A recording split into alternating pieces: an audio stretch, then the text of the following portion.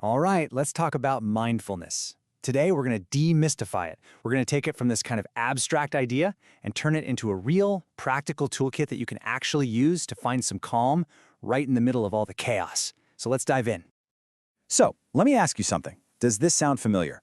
That feeling of being constantly, just completely overwhelmed, juggling deadlines, family, an inbox that never ever stops.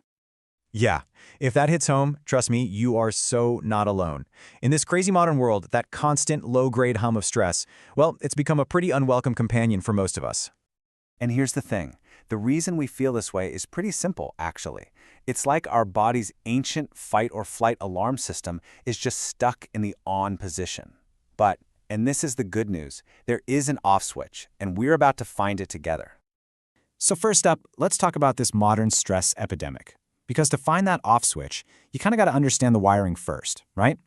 Our bodies are hardwired with this amazing stress response that was perfect for, running from a saber-toothed tiger. The problem is, now it's getting triggered all day long by emails, traffic, and social media. And that brings us to the famous fight or flight response. Think of it as your body's automatic, built-in alarm system. When it thinks there's a threat, and it doesn't care if it's a tiger or just a really stressful deadline, it floods your body with hormones like cortisol and adrenaline to get you ready for action. And you can really see the two sides of the coin here. On one side, you have that revved up, go, go, go, fight or flight mode. Heart rate's up, muscles are tensed, cortisol is pumping, but, and this is the important part, your body also has this incredible rest and digest system. It's the total opposite. It's our built-in antidote to all that stress. So, that brings us to the big question, right? How do we actually do it? How do we consciously flip from that fight or flight panic mode to that calm, rest and digest state? Well, the answer is mindfulness. It's literally the key that lets you intentionally activate your body's own relaxation response. And look, this isn't just some feel-good idea. This is real science we're talking about. When you practice mindfulness, you are directly activating that rest and digest system.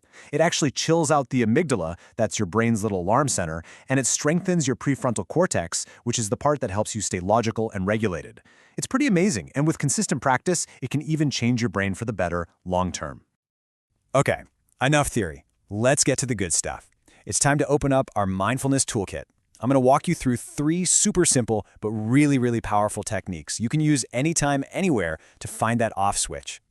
First up is box breathing. Now, there's a reason why everyone from Navy SEALs to surgeons uses this. It's because it is incredibly simple and it works. It's fantastic for restoring calm when you're in a high-stress moment.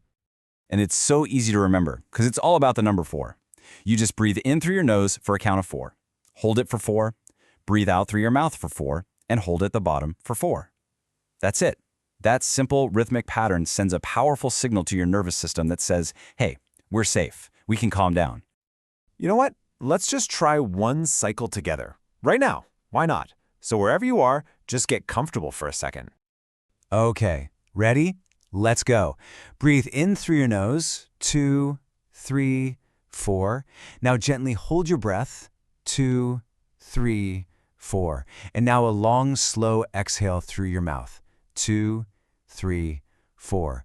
And just relax. See? That tiny little pause can make a huge difference in a crazy day. Okay, tool number 2 in our kit is the body scan. This one is amazing for getting out of your head and back into your body, especially when you're carrying around tension you don't even realize is there. So here's all you do. You just bring your attention, your focus, to different parts of your body. Maybe you start with your toes and just slowly work your way up. And the whole point isn't to fix anything or to judge what you feel. It's just to notice. My shoulders are tight. And when you notice that tension, you can just imagine your breath flowing to that spot. And then, letting it go as you exhale. And for our third technique, I want to blow up a big myth. A lot of people think you need a quiet room and a special cushion to be mindful. Not true. You can weave this stuff into things you're already doing, like just taking a walk. I love this idea of mindfulness in disguise. You can practice it all day. When you're walking, actually feel your feet hitting the pavement. When you're eating, slow down and really taste the food. You can even do it washing dishes. Just focus on the feeling of the warm water on your hands. Or when you're listening to someone, try to really listen instead of just planning what you're going to say next. Okay, so we have the tools. But, and this is the big but, how do we actually use them? How do we make this stuff stick when life gets busy and we forget? That's what this next part is all about, building a real, lasting habit. Here are 4 keys to making it work. First, and this is huge, start small. Seriously, 2 minutes a day is way more powerful than trying to do 30 minutes once a month and then giving up. Second, link it to something you already do. Do a few box breaths while your coffee is brewing. Third, use reminders. A simple sticky note on your monitor can work wonders. And finally, this might be the most important one, be nice to yourself. Your mind is going to wander. That's its job. The practice is just noticing when it wanders and gently, kindly bringing it back. So, after all of this, what's the big takeaway? What do I really want you to remember? It's this. Calm isn't some far-off place you have to struggle to get to. It's already here. It's always, always just a single conscious breath away. And let's land on this crucial point because it's a big misconception.